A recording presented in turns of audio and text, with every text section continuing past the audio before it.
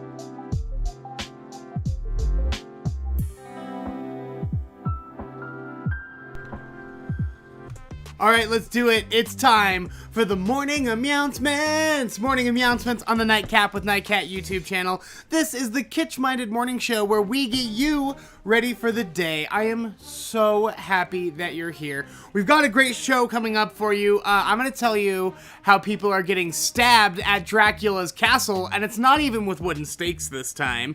And then we're going to dive into the book of useless information. I'm going to give you the full story of Mike the Headless Chicken. We know Mike the Headless Chicken. He's like one of the most famous chickens ever. I'm going to tell you the full story behind that.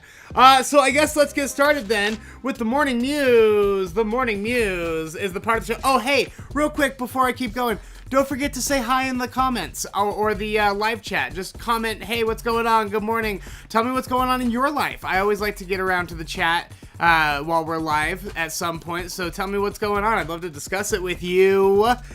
You never call anymore. You never call your mother. Talk to me. Tell me what's going on. I want to get started with... where did my story go? There we go. NBC. NBC has informed HuffPA, the Hollywood Foreign Press Association. Those are the people...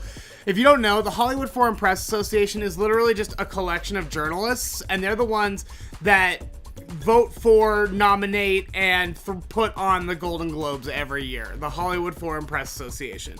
Well, they've been saying for years now, because they haven't had a black member of the association for years, and they've been saying for years now that they are going to recruit more people of color. They are going to open up, and they're going to open more spots for new members of the association, and then they're going to recruit specifically black and people of color. Now, here's the thing, they haven't. They haven't. They didn't do any of that. In fact, Amy Poehler and Tina Fey joked about it during the award show this year in February. So, because they've been dragging their feet so long and they haven't actually done anything to mitigate their racial bias, NBC has informed them that they will no longer be showing the Golden Globes until they can get their act together. They said, you're not putting one on in 2022. I'll tell you that much. Until you're more racially diverse, we're not airing you the Golden Globes, and nothing in 2021, which I think is interesting. Now, I don't care about award shows, so I'm just like, whatever. But I do think that this is a good way to strong-arm people into not being racist anymore. Like, get it together. It's 2021, for crying out loud. And also to have 0 black members, like, it's one thing if it's just like a real white room, but you're at that point with 0 black members, you're actively keeping black people out of the decision-making process. NBC says that failure to implement meaningful reform by February 2021 show is what led them to this decision. In solidarity, Tom Cruise has also returned all of his Golden Globes. So he won 2 Best Actor, Jerry Maguire, and Born on the 4th of July, and then there was a third one I can't remember. But he's returned all of his Golden Globes to HuffPo and in protest, and just says, get it together. You guys have been saying you're going to do this forever. Actually do it now. HuffPo issued a statement saying that they are going to take the next year. They're hoping for a 2023 show, and they're going to take the next year to recruit 20 more people with an emphasis on recruiting racial minorities. Okay. Well, you've said that before. You've already said that, so pick up the pace. All right, the 2020 Olympic Games in Tokyo may not be going on. They've already been postponed. It is the year 2021, and the 2020 games were supposed to be happening this summer. They got postponed due to COVID, which is hard because, like, the Olympics never get postponed. You know what I mean? Not even through, like, World War II. we were still doing that stuff. So it was a pretty big deal for them to push it at all. Well, now there's been a surge in COVID cases in a lot of major Japanese cities, and the Japanese government has basically put the whole country, I mean, they did it by city, but because all the cities are seeing a surge, basically the entire country of Japan is on a state of emergency until the end of May. The IOC, International Olympics Committee president, was supposed to go out there and take a tour where the torch is being run and all that stuff, get ready for the games, because the games are this summer. Well, he had to cancel that trip, so he won't be going back until the state of emergency has been officially declared over. But that means that they'll only, because if the state of emergency runs till the end of May, that only leaves them 2 months. The games are on July 23rd. That only leaves them 2 months from the time they're in a state of emergency to the time they're welcoming the world into their tiny country.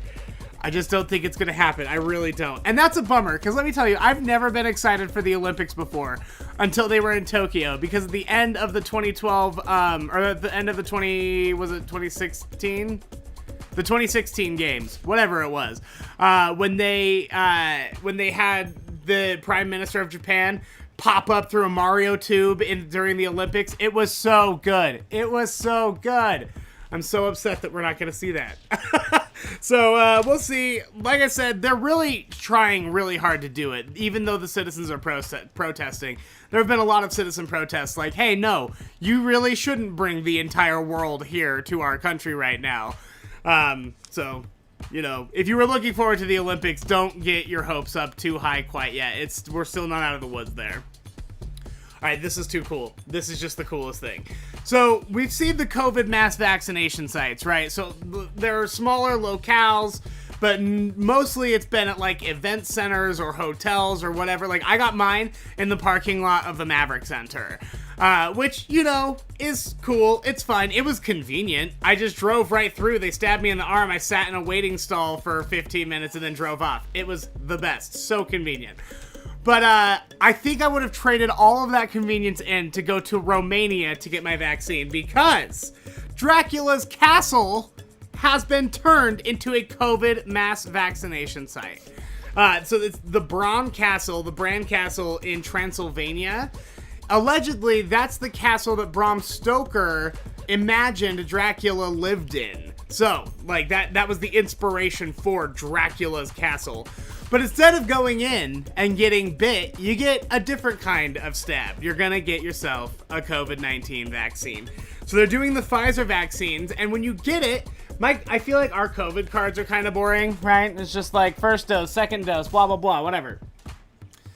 They get a vaccine diploma is what they're calling it. It's not even a vaccine recognition, record card or whatever.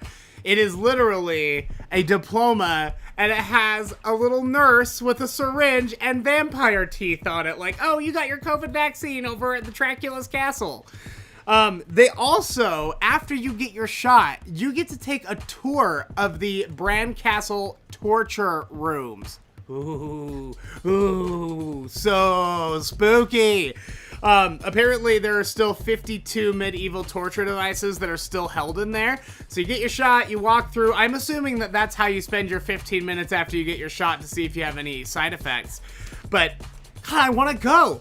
So there were about, I think they said 400 people got vaccinated over the weekend. Only 2%, I think, of the country had been vaccinated, but this is really renewed interest. And I guess their travel minister has been getting bombarded with calls from all sorts of foreigners asking like, hey, can I fly into Romania and get my vaccine at the Dracula Castle? And they said, nope, that's for Romanians only. I think that's pretty messed up, man, because that's like the coolest thing to do. I got mine at a sports football arena, okay? I'd rather have gotten it at an old vampire castle. Call me crazy, but that seems like the better deal.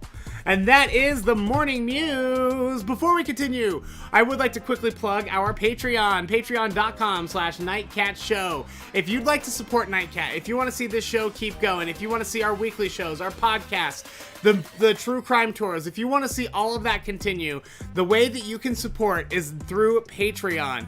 I've got two membership tiers. There's the $3 tier and the $5 tier. Donate either of those amounts. There are different benefits for each one. But part of the thing that you get when you become a patron is you get a shout out on the show.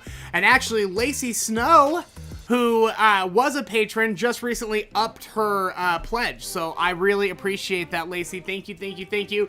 That monthly pledge is going to help so much.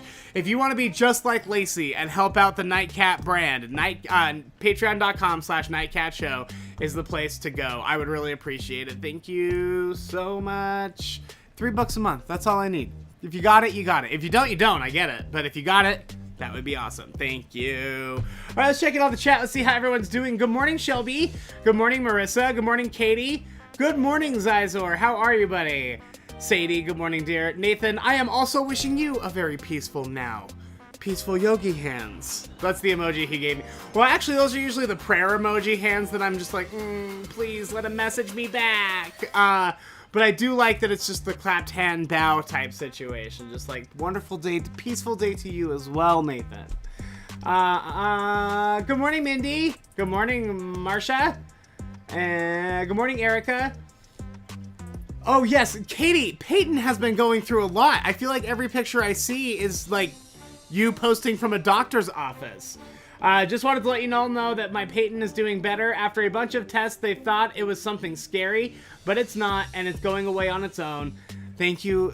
Just a little bit of limping. Thanks for keeping us informed. I'm glad Peyton's doing better. If Peyton, you're watching, hi! Mindy, yes, yay, Katie. No, Zizor, I meant the real Dracula's Castle. I did not mean the Dracula's Castle at Lagoon. Although, Dracula's Castle at Lagoon is like one of the only rides I'll ride. I love those animatronic scary houses. They're the funnest. Alright.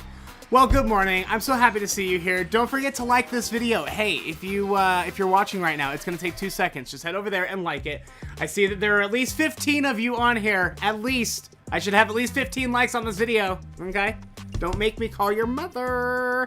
Alright, I think it's time then for us to dive into the book of useless information. The book of useless information. This is a bathroom reader. Just full of fun facts and interesting stories. Now, I, in the past, have heard of Mike the Chicken. You know Mike the Chicken, I'm assuming. Mike the Headless Chicken from Colorado. He lived for a while without a head, and I've never understood how or why. And I've never really looked much into the story, but here's the full story. I'm going to tell you the story of Mike the Headless Chicken. On a fall day in 1945, on a farm in Fruita, Colorado, chickens were meeting their maker. Listen, I will give you a little bit of a warning in case there are little ones listening. It's a little graphic, but it's also the circle of life. If you eat chicken nuggets, sometimes they gotta cut a chicken's head off for that. Sometimes. Mine are made out of soy. But like, if your chicken nuggets are made out of chicken, then this is what has to happen, okay? So let's all bear with me here. Lloyd and Clara Olson slaughtered chickens on their farm all the time.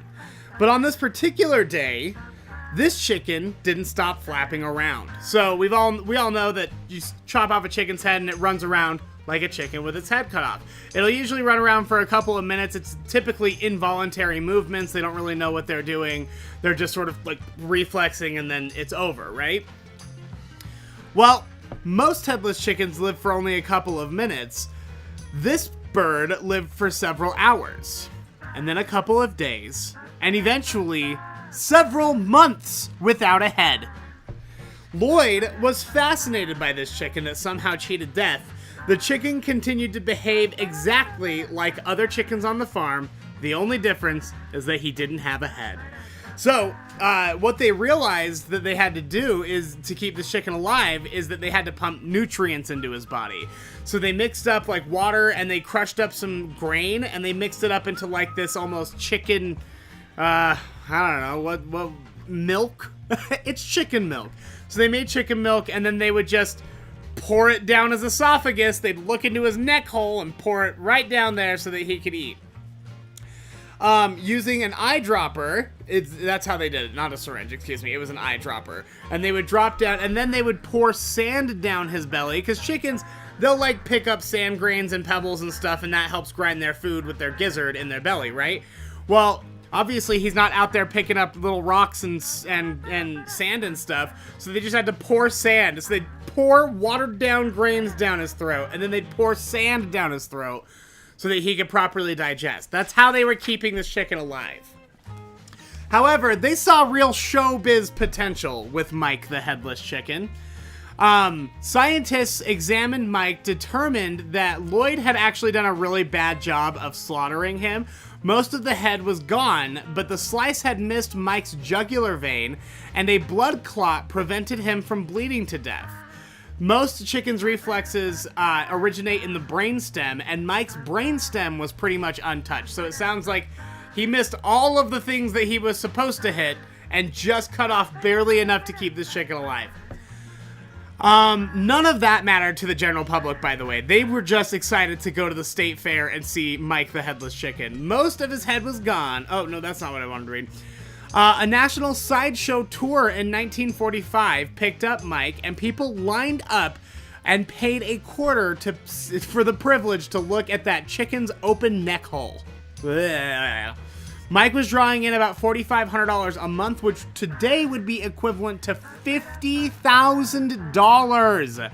He was insured for $10,000 and featured in Life magazine. Here's the thing, so everyone's just like, well, where's Mike's head? You'd think you'd keep Mike's head.